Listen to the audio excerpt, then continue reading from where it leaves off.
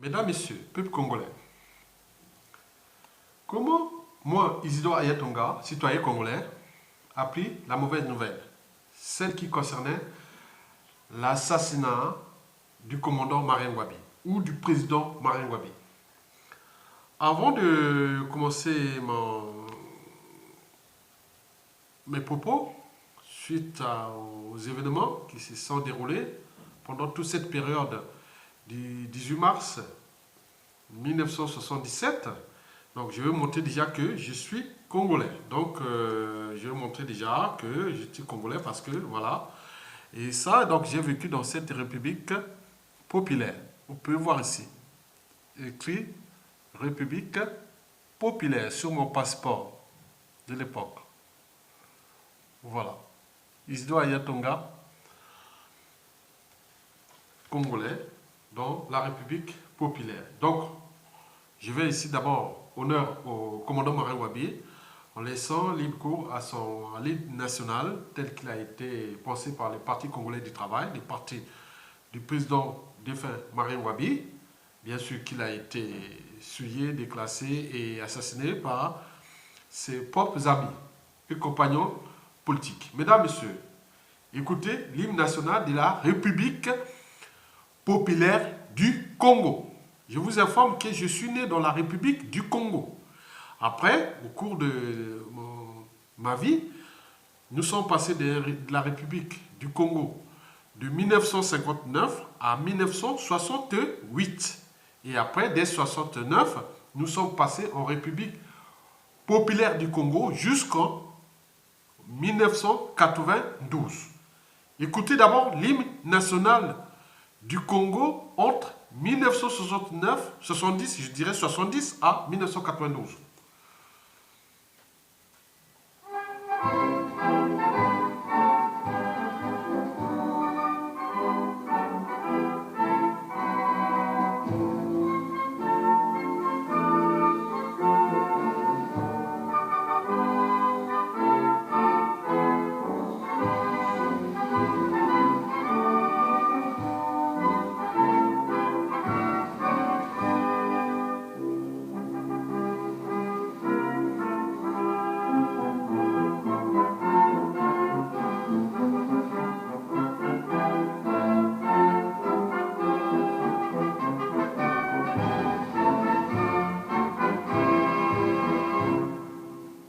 Mesdames, Messieurs, peuple congolais,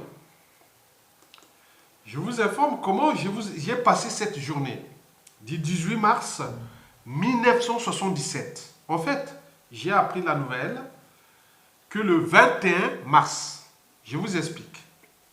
En 1977, le 18 mars précisément, j'étais en classe de CM2 à l'école primaire.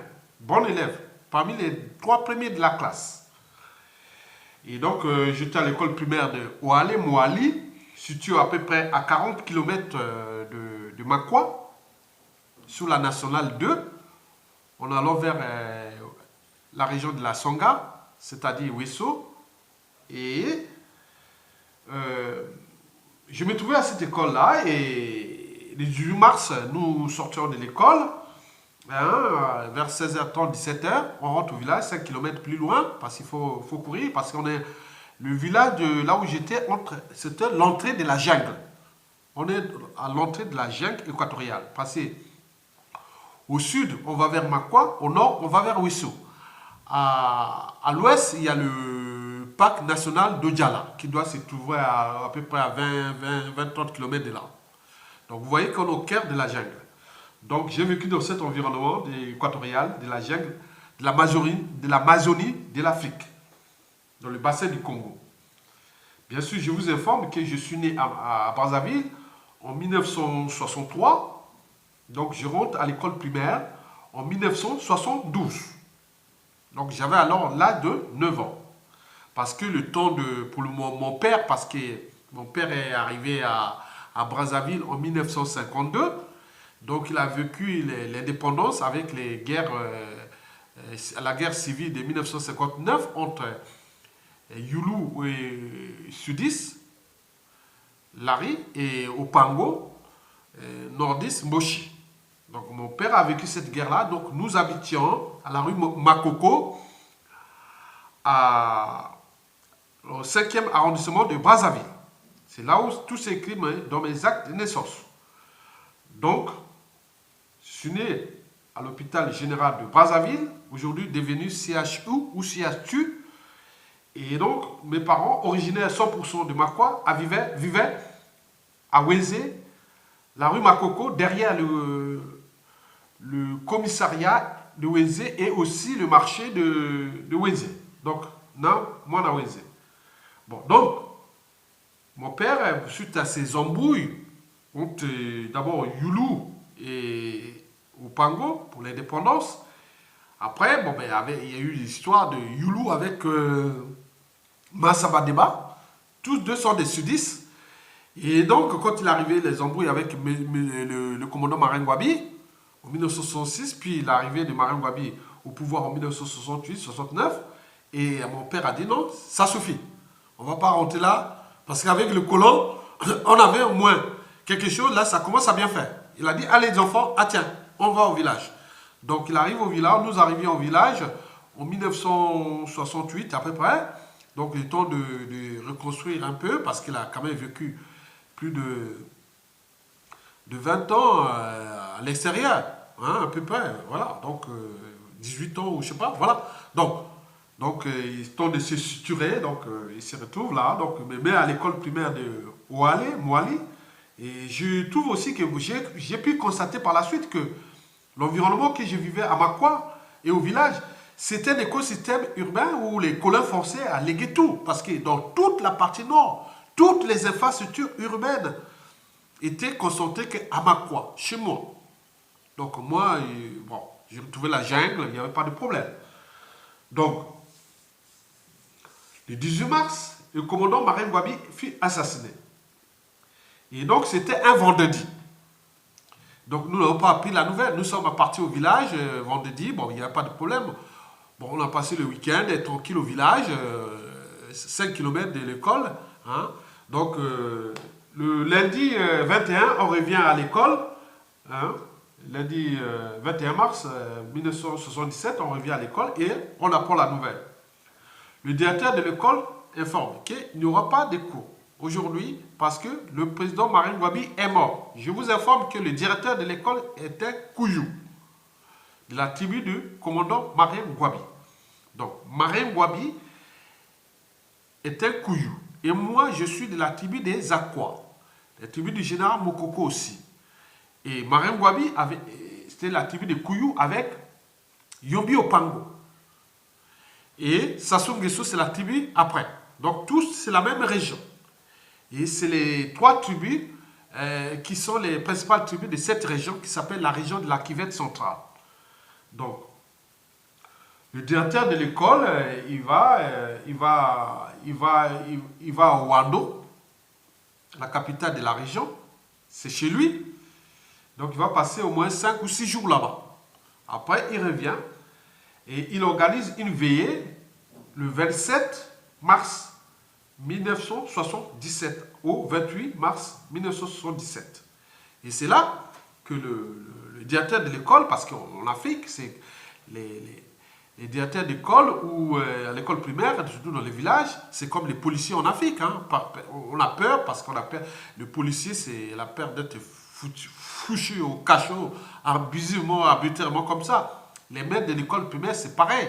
Donc on avait peur de la chicotte. Mais j'étais quand même étonné que le directeur de l'école vient vraiment, même il savait que j'étais le meilleur élève en classe de CM2, dans sa classe, parce qu'il était directeur de l'école, mais il enseignait les CM1 et CM2. Et donc il vient vers moi, il se serre contre moi, il dit que bah Congo Babobi Marine Gwabi. Moi je ne comprenais pas ça. Bah Congo Babobi Marine Gwabi. Oh, il pleurait, il était vraiment en colère, il pleurait. Et nous, on ne savait pas ça. Les Bakongo, ça veut dire quoi? Bon, j'ai appris par la suite, 2, 3, 4 ans après. C'est les Bakongo, c'est les Banguna, c'est les ennemis, nos ennemis. Donc, les Bakongo, c'est les sudistes. C'est-à-dire ceux qui vont du sud de Brazzaville jusqu'à Pointe-Noire. Donc, c'est eux qui ont tué Marine Gwabi. Bon, on ne comprenait rien, parce que nous, on a passé la veillée. Et après, bon, ben, on revient, l'école recommence. Et après, on suit les choses. Même l'arrivée de Yobi au Pango, j'ai su ça qu'un an après parce qu'on ne donne pas de formation. Bon, on ne s'occupe pas de ça. Bah, Congo, bah, Bomi, Marin Gwabi. Les sudistes ont tué Marin Gwabi. Mais nous, on ne savait pas ça. On n'avait même pas d'aide. On ne savait pas. On n'est pas informés. On dit, bon, on est des villageois, on est des élèves, on ne sait pas. Donc, on ne connaissait pas ça. Bon. Voilà la journée. Voilà. Donc, je me trouve. Marin Gwabi est mort le 18 mars 1977. Nous, on apprend la nouvelle le 21 mars par le prof. Et après, on fait la veillée du 27 au 28. Et après, on nous informe que c'est les sudistes qui ont tué Marin Gwabi. Donc, nous, on ne comprenait pas son village. On n'avait rien. Même, il n'y avait aucune animosité envers les pauvres. Rien du tout au village, on ne savait pas. Donc, je reviens vers mon père déjà, je lui explique, oui, mais c'est vrai, bon, ben, c'est entre eux. Hein. Moi, je ne connais pas, parce que mon père, déjà, en 1966 et 68, quand il partait de Brazzaville pour nous amener au village, bon, Yombi, Sassou Nguesso, Marin Gwabi, c'était voilà, donc, le tribalisme politique en Afrique, vous connaissez, parce qu'il a dit que, bon, ben, quand même, entre 1959 à 1968, les Bakongo ont pu privilégier le pouvoir entre eux. Donc, même si, il faut les rappeler de manière historique, nous sortions de la Seconde Guerre mondiale, après la conférence de Brazzaville, 1944, après tout le mouvement d'indépendance. Au Congo, il y avait encore l'esprit critique. Bien sûr qu'il y avait des alliances ethno et tribalistes et autres en sud, parce qu'ils voulaient conserver les pouvoirs entre eux. Les nordistes aussi, ils voulaient récupérer ces pouvoirs et les mettre au nord. C'était dans le contexte politique et géopolitique de l'époque. Donc, mon père, Yobi Opango, Sassou Nguesso et Marin Gwabi, c'était ça. Mais ils ne comprenaient pas pourquoi on a tué l'un des... Voilà, donc ils étaient ensemble, donc ils ne savaient pas ça, ils n'avaient pas d'informations. Donc, voilà ce qui s'est passé. Je vous note, je vous dis au passage que Marin Gwabi, moi, j'ai personnellement rencontré le commandant Marin Gwabi. Pendant la grande saison sèche de 1975. La saison sèche en Afrique, dans le bassin du Congo, c'est l'été. C'est comme l'été en Occident. Donc j'ai rencontré le commandant Marin Gwabi à Ombélé. Et voilà, donc Ombélé est situé, il faut dire,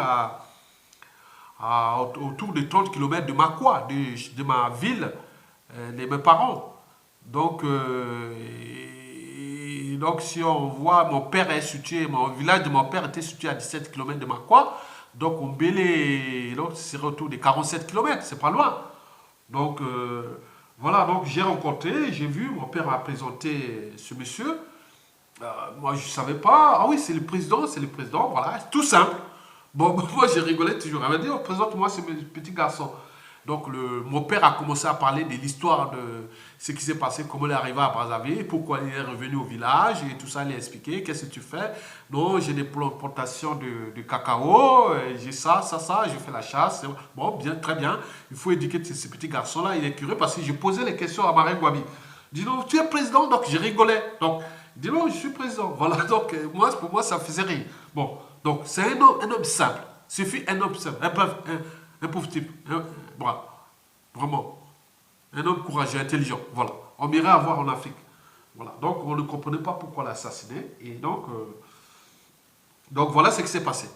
Et après, bon, ben, ce n'est que quand je suis rentré au collège Edouard Ombeta à Makwa, au fur et à mesure, on commence à avoir des informations, au fur et à mesure que ma construction mentale se développe.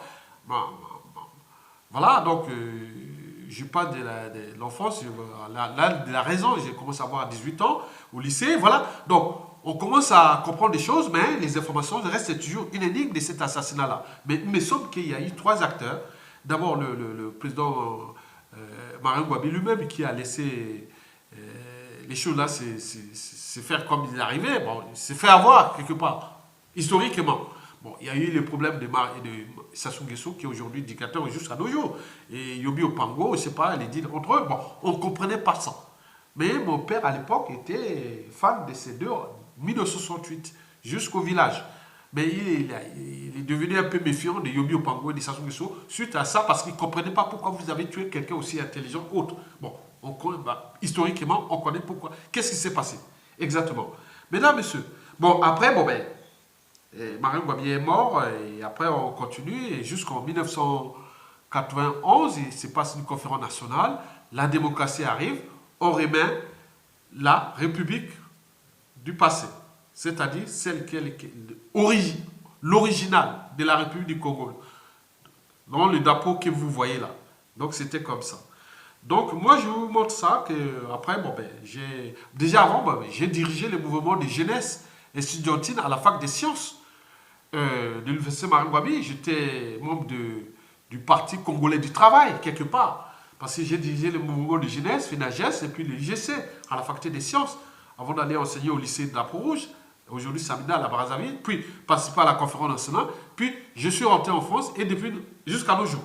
Mesdames, Messieurs, voilà déjà le passeport que j'ai après, quand il y a eu l'avènement de la démocratie, j'avais ce passeport-là. Donc je pars de la République populaire à la République du Congo. Voilà. Quelle, quelle épreuve, quelle transformation. Voilà. Donc voilà, ça c'est Isidore Ayatonga. Bon, voilà donc c'est ce que j'étais. Bon, mesdames, messieurs, donc la vie, vous pouvez comprendre que la mort du commandant Maringouabi reste une énigme, parce qu'il y a eu des enjeux ethno-régionalistes et aussi à l'échelle géopolitique, surtout au niveau sous-régional. Mais il y a aussi les problèmes de la guerre froide et de tout ce qui s'est passé. Moi, je ne vais pas vous faire le détail de ça, mais tout le monde connaît. Moi, je ne vais pas faire le détail de ça parce que je n'ai pas d'éléments. Je ne veux pas incriminer quelqu'un, mais je pense que la réalité est déjà là, c'est déjà décrit partout. Quelqu'un qui a un cerveau peut comprendre ce qui s'est passé depuis la mort du commandant Maringouabi, l'assassinat, l'ignoble assassinat jusqu'à nos jours. Bon, en attendant, je vous laisse avec l'hymne de notre nouvelle république, de l'ancienne république, puis la nouvelle, celle qui sera éternelle, c'est-à-dire le Congo éternel.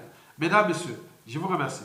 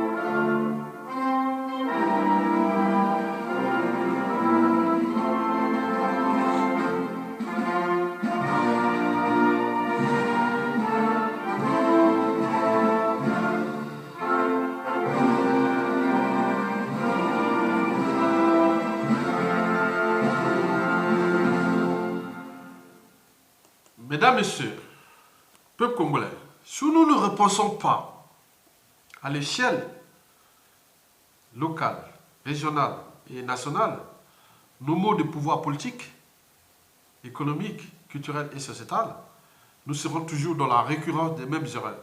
Donc nous devons aller plus vers le pouvoir autogéré d'en bas vers le haut. Le fédéralisme sera la solution contre la récurrence du tribalisme politique. Bien sûr que nous allons mettre une période de transition politique de 5 ans pour que nous puissions ensemble repenser l'État qui n'existe pas, qui n'a jamais existé. La question de l'unité nationale, le problème de la réforme de l'État et de son autorité, des administrations, les problématiques des quotas dans les services publics, surtout les armées, la police, la gendarmerie.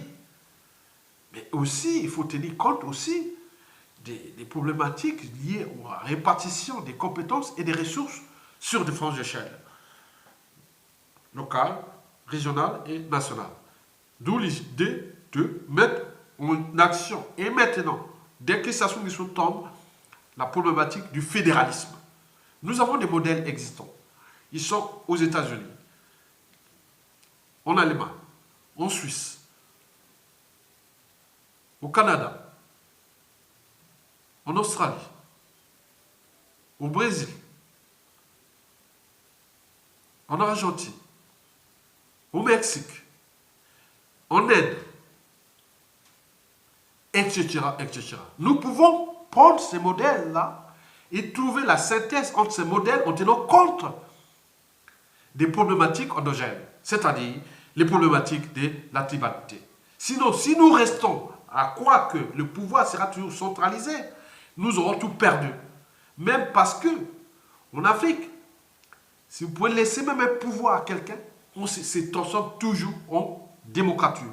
C'est-à-dire condensation, pseudo-démocratie plus dictature. Parce que c'est un état d'esprit. Puisque le tribalisme pose problème. Donc, mettons le pouvoir au cœur des tribus. Et à ce moment-là, ceux qui ont des compétences nationales, ils peuvent accéder au poste fédéral par des règles du jeu que nous pouvons établir ensemble. Si on attend qu'un seul individu, un seul pouvoir peut être le messie pour réformer, harmoniser tout un écosystème qui est aujourd'hui d'abord tribaliste culturellement. Le tribalisme ne tombe pas en termes de valeurs culturelles, mais au terme simplement du déni des tribus des uns et des autres. Alors, si nous voulons construire cet écosystème qui s'appelle le Congo-Brazzaville, donc nous sommes en capacité cognitive et morale de repenser le Congo d'aujourd'hui et de demain. D'où l'enjeu de mettre Sassou Nguesso hors d'état de nuit et construire une période de transition politique de 5 ans où nous pouvons repenser ces problématiques-là et ces enjeux-là.